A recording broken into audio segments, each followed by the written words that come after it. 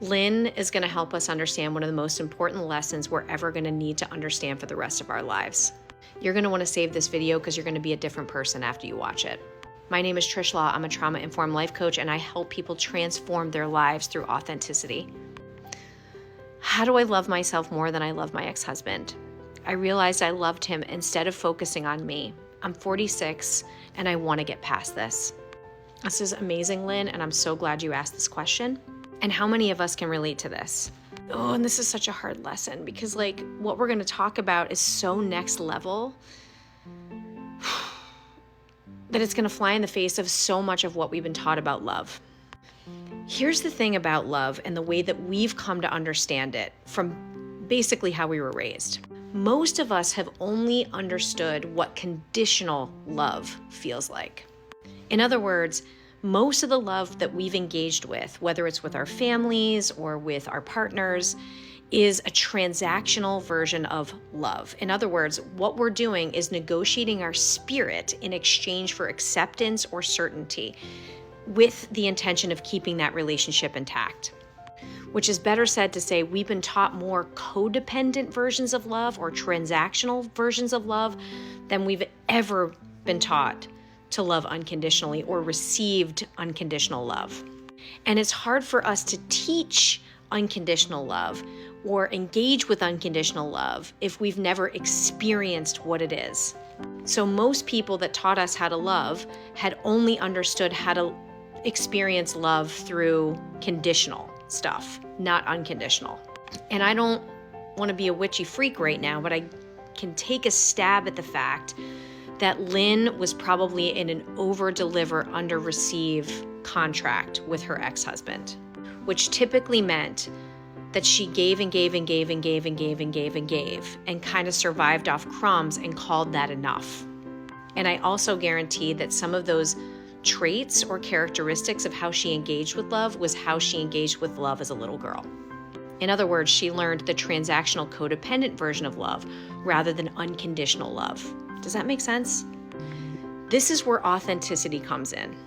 And this is why authenticity on this plane is a higher frequency than the love that most humans have experienced on this plane. Because only through authenticity can we engage with love responsibly.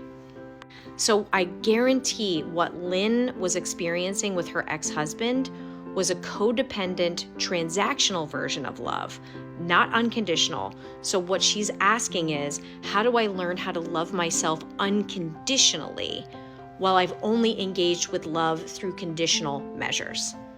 This is high level. So Lynn, the first thing you're gonna do is you're gonna thank your husband. You're gonna thank him. Not literally or anything, but we need to be grateful that this relationship ended because we need to break these codependent contracts in order for us to understand how to engage with unconditional love with ourselves. Because I'll tell you something right now, if this relationship had remained intact, you would never figure out how to love yourself. And I'm not even fucking kidding. Some of the most painful lessons are the most important ones. And I can feel the sense of brokenness, and I guarantee this is not the first heartbreak you've ever experienced. So the first thing you've got to do is sit with the heartbreak and understand that's part of how you're going to learn to love yourself unconditionally. One of the dynamics that's worked in relationships for almost ever is the notion of loving someone more than you loved yourself. It was almost like the definition of a successful relationship, right? But this does not work anymore. And as painful as it is to learn these lessons, it's the only way that we're going to learn how to love ourselves. So we have to be grateful when things like this end, even if it nearly breaks us. Because really what it's done is it's broken you open. And the grief and the sadness and the depression and all of that heavy emotion, I guarantee has been backlogged since you were a tiny, tiny little girl, and you're actually starting to feel it. So sitting with whatever's coming up without any judgment is part of the process. It's part of reclaiming your energy, because so much of your energy was probably going out into your husband and you're receiving so very little that now all the energy that you gave to him is now back to you, and it's heavy and it's dense and it belongs to you. It was never his to hold in the first place.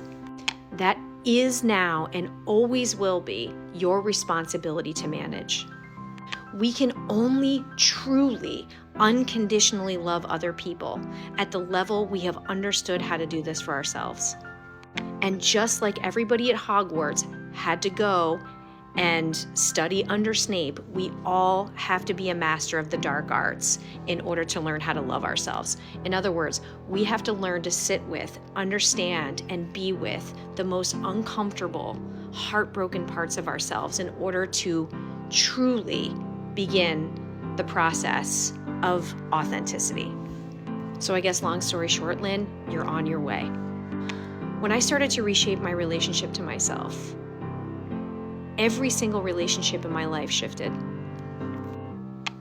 Some relationships became profoundly better, and some relationships ended altogether.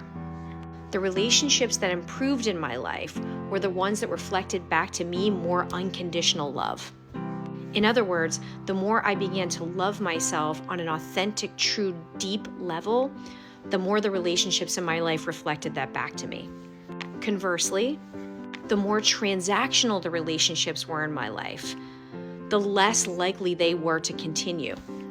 In other words, the more I became myself, the less space there was in my life to engage with people that put me in conflict with what I was beginning to understand. So as my authentic relationship with myself improved, any relationship that required me to self-abandon sort of fell away. As my therapist likes to say, Trish, vibrate up or vibrate out. People are either going to vibrate up with you as you really begin to heal and reclaim your authenticity, or people are going to vibrate out of your life. And that process itself is painful. Authenticity is expensive. It's going to fly in the face of the two biggest needs of your human ego.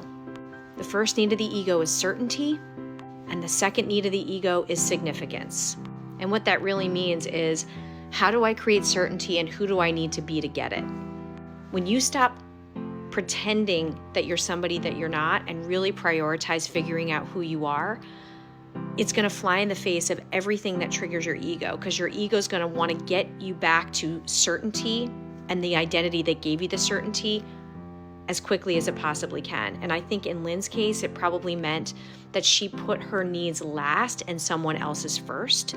So when she's reclaiming her energy, part of how she's going to get past this is she's going to begin to repurpose what her emotions mean about her and who she needs to be in order to manage her emotions, which in many cases is going to be in diametric opposition to how she showed up previously. And I guarantee putting herself first is going to make Lynn very uncomfortable in her healing journey, because you don't come to a realization like this from the cheap seats. You come to a realization like this by getting your ass kicked. But Lynn, you're doing it. Say yes when you mean it and no when you mean it, and figure out what that means about you. Work through the discomfort of reframing some of these patterns where you negotiate your spirit in exchange for the dollar store version of what you know you deserve. And you are on your way. I love you guys so much. I can't wait to keep teaching. I can't wait to keep learning. And I can't wait to keep growing together. I cannot tell you how much I appreciate you and how grateful I am for you. Let's keep going.